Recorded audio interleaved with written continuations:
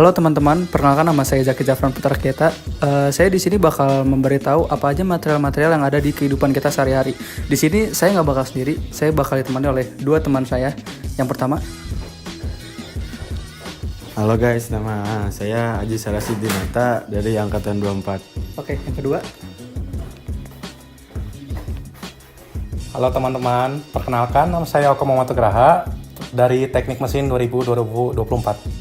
Halo guys, perkenalkan nama saya Oko Muhammad Graha. Di sini saya akan menjelaskan apa itu logam. Sebelum masuk ke material, mungkin dari kalian sudah tahu ya logam itu apa. Logam itu sangat terikat dengan kehidupan kita sehari-hari. Logam itu mulai dari dalam rangka kendaraan, bangunan, hingga transportasi. Baik, untuk logam itu apa sih teman-teman?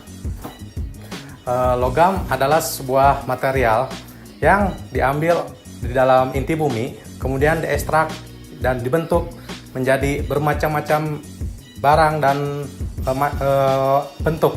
Contohnya itu ialah ini teman-teman.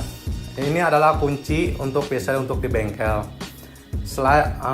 Kelebihannya itu ialah dia itu adalah kuat. Kata-kata hari ini dipuji tidak terbang dihina tiap hari bang. Atau esok ada bukan? Ya teman-teman, kalian nggak salah dengar, logam itu sangat kuat ya, tidak mudah untuk hancur jika diberi tekanan yang sesuai. Yang kedua ialah mudah dibentuk. Ya, logam itu salah satu material yang sangat mudah sekali dibentuk dalam berbagai macam-macam. Kemudian di sini saya juga akan menjelaskan contoh jenis material lainnya, bentuknya seperti ini tuh disebutnya arm yang bisa pada kendaraan untuk menopang beban ya. Nah, kegunaannya ini ialah menahan beban dikarenakan beban logam itu sangat kuat ya, seperti yang saya tadi ucapkan. Yang kedua itu mudah dibentuk. Namun di semua kelebihannya itu pasti semua memiliki kekurangan ya. Seperti manusia yang selalu menerima kelebihan tapi mereka melupakan kekurangannya masing-masing.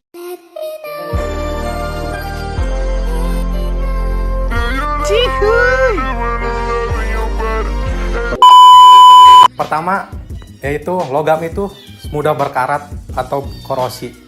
Ya, seperti kasus-kasus lainnya, logam itu tidak sepenuhnya 100% itu sempurna. Jadi dia itu sering berkarat atau keropos hingga muncul bercak-bercak berwarna coklat. Yang kedua, memiliki biaya yang sangat mahal kawan-kawan. Mungkin bagi kalian membeli misalnya sendok ya. Harga sendok plastik dengan besi itu sangat berbeda sekali harganya. Mungkin itu saja material logam tersebut. Sekian dari saya, selamat siang. Kali ini saya di sini bakal ngejelasin material composite. Jadi di dunia sehari-hari kita tuh pasti nggak luput dari yang namanya material composite. Jadi composite itu kayak dua material yang dijadiin satu. Jadi kayak misalkan karbon dengan resin, jadi seperti itu. Itu gambaran kecilnya.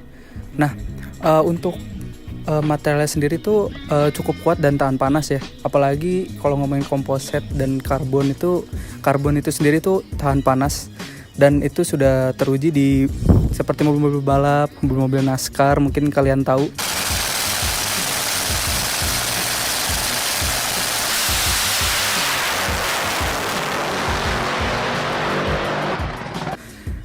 Oke, daripada lama-lama mending kita kasih tahu bendanya aja kali ya. Let's go. Oke, jadi saya bakal tunjukin barang apa sih yang termasuk dari material-material komposit. Yang pertama ada, kalian bisa lihat, ini knalpot berlapis karbon. Jadi ini bukan karbon WTP-WTP-an ya. Jadi ini tuh karbon yang benar-benar dilapis oleh serat karbon. Jadi knalpot ini bakal tahan panas karena kan panas ini diciptakan dari ruang pembakaran buang di area mesin. Jadi pasti knalpot yang tidak berlapis karbon itu bakal panas. Jadi dijamin knalpot dengan yang menggunakan komponen material karbon ini itu dijamin pasti akan tahan panas. Nah, yang kedua bisa ikutin saya. Nah, benda yang kedua ini pasti kalian nggak bakal bingung sama benda yang saya pegang ini. Nah, ini ada helm. Ini juga termasuk composite. Emang sih agak receh sih helm kan, kayak buat woods yang di belakang emang rada gitu lah guys. Ini tuh termasuk composite. Jadi sama yang kayak penjelasan saya tadi yang di awal, dua material yang jadiin satu. Ini ada plastik sama resin. Nah, kenapa saya pilih helm? Karena material ini yang mungkin orang kayak helm apa sih, kayak dipakai juga bikin pegel, dipakai juga kayak nggak aman, kayak letoy gitu. Sebenarnya aman guys. Ini tuh buat pengaman kepala, ini pasti aman. Udah gitu ya buat ya kalau kagak dipakai ketilang lah, gimana sih. Pokoknya mantap. Oke, thank you. Halo, di sini saya akan menjelaskan material bahan-bahan dari keramik.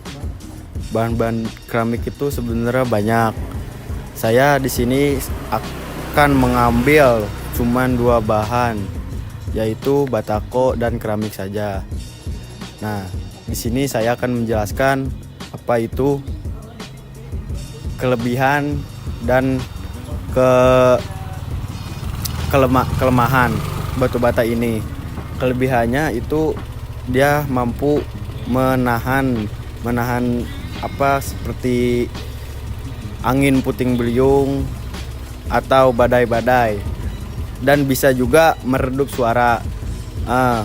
Dan apa sih ini kelemahannya, yaitu kelemahannya mudah terpecah, kalau nggak mudah hancur kalau kena air.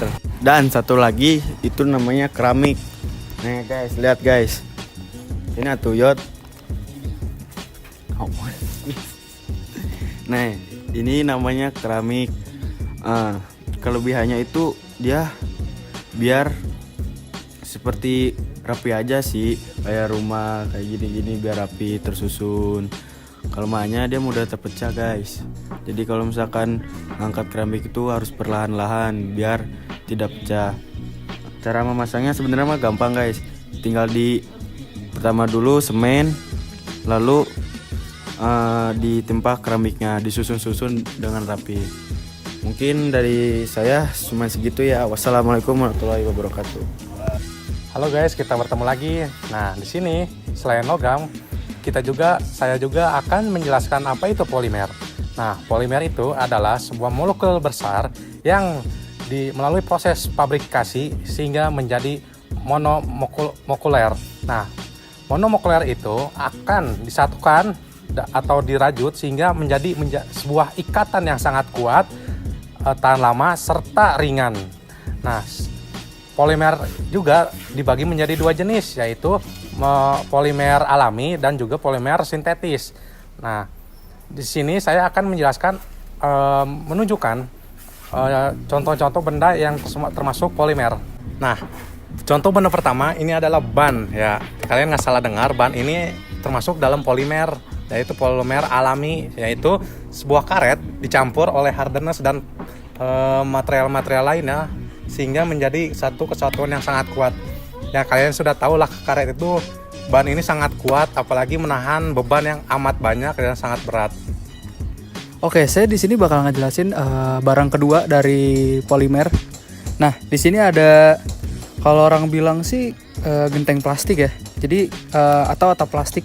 Nah, di sini tuh kelebihan dari atap ini tuh dia tahan terhadap cuaca-cuaca yang emang agak kurang baik ya. Kayak misalkan panas yang agak berlebihan, mungkin kayak buat kulit tuh kayaknya anjir panas banget gitu. Nah, terus kuat terhadap angin-angin puting beliung mungkin. Terus hujan juga, terhadap hujan yang cukup deras ini aman banget. Tapi kalau dibakar di api neraka juga kayak meleleh sih kalau ini. Jadi Itu aja. Nah, barang selanjutnya akan dijelasin oleh. Di sini saya akan menjelaskan dari bahan-bahan polimer. Ya, contohnya yang ada di sini, ini tuh tempat sampah ya. Termasuk juga itu bahan dari polimer guys. Jadi tong sampah ini fungsinya tuh yang membuat sampah-sampah ke sini. Nih, tuh ini nggak bisa dibuka guys. Jadi ya contohnya kayak buang sampah lah pada tempatnya, ya kan. Nah, kelemahannya tuh dia tuh mudah terbakar. Dan kalau misalkan ya itu aja sih mungkin dari kelemahannya saya yang mungkin saya tahu ya. Dah tuh. Oke cuy, jadi sekarang udah selesai.